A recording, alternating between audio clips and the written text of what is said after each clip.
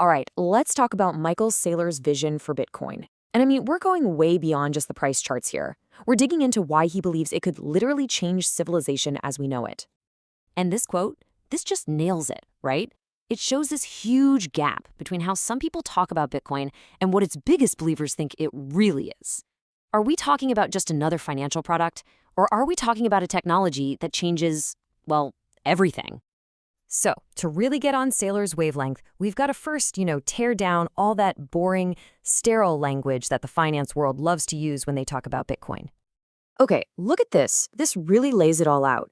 On one side, you've got the super cautious, number crunchy language from finance, right? Uncorrelated asset, portfolio diversifier. But then look at the other side. Fire, aqueducts, airplanes. These are things that completely changed the game for humanity. Saylor's whole point is we're using the wrong words. The vocabulary is just too small for what we're looking at. And this isn't just theory. This conflict is real.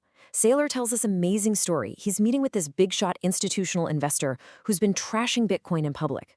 But when they're alone, the guy basically cuts him off and is like, yeah, I get it. I already own it. I mean, how crazy is that? It just shows you this massive gap between what people have to say for their job and what they actually believe. So, okay, what is this thing then? What's the big breakthrough that gets people so fired up? What makes it so different? And here's the absolute key. For Saylor, Bitcoin isn't just another asset class. No way. He sees it as the first time in human history that we've taken the hardcore rules of engineering and applied them to something like money. And this chart just makes it so clear. Think about it. Politics, it's all relative, right? Rules can be bent, opinions change, things can get corrupted. But engineering? Man, engineering has to play by the laws of nature. You can't negotiate with gravity. And it's that submission to rules that can't be broken, that's where the trust comes from. Let's take it a step further and look at gold. Gold's an open system. Why? Because we can always, theoretically, find more of it. The total supply isn't really known. But Bitcoin, Saylor calls it a closed thermodynamic system. That's a fancy way of saying the supply is locked in. 21 million, period. You can't make more. That finality is what makes it, in his view, this perfect, uncorruptible network for storing value. Okay, but why is an engineered solution so important?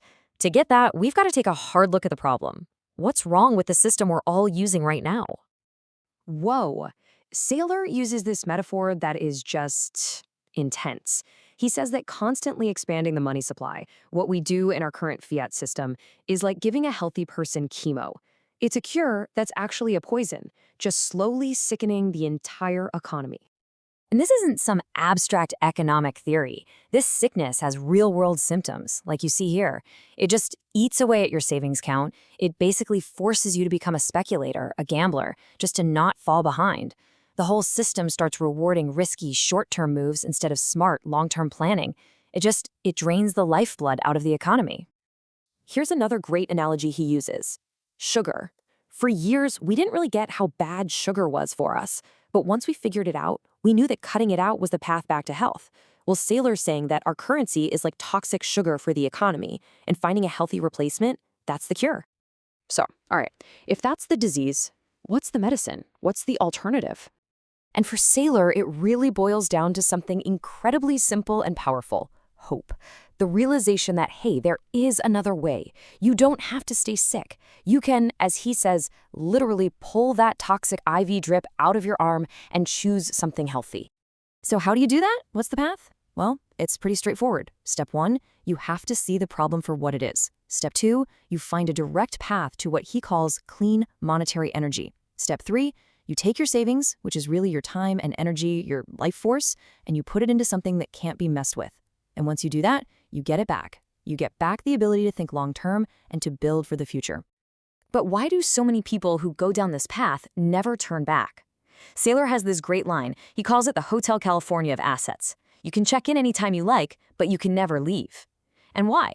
Because once you really get it, you start asking yourself, what would I even trade it for? Is there anything stronger?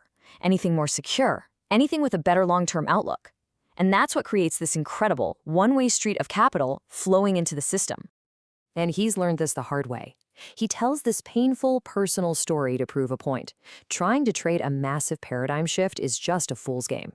He was so bullish on Apple, he bought an 18-month call option. It expired worthless. He lost everything. And then, in the very next month, the 19th month, the stock went to the moon. His takeaway is crystal clear. You don't day trade a revolution. You just hold on. But here's where it gets even deeper. For Saylor, this whole thing isn't just about money. It has these huge moral, maybe even spiritual implications for how we live our lives. This is a really big idea in his philosophy. He believes that once you understand Bitcoin, it gives you a kind of moral center. By getting rid of all the weird incentives in the old system, the stuff that pushes you to gamble and think short term, it creates a space where you can actually make better, more ethical, long-term choices. And this quote just says it all. It's a humble submission to the laws of nature. Think about that. Instead of swimming against a current that's always trying to pull you under, you align yourself with something built on pure math and physics. And he argues that when you do that, it just naturally leads to healthier incentives and better outcomes for everybody. So that kind of leaves us with this one massive question to chew on. If a sound money system really does provide a moral compass, what kind of renaissance could that power?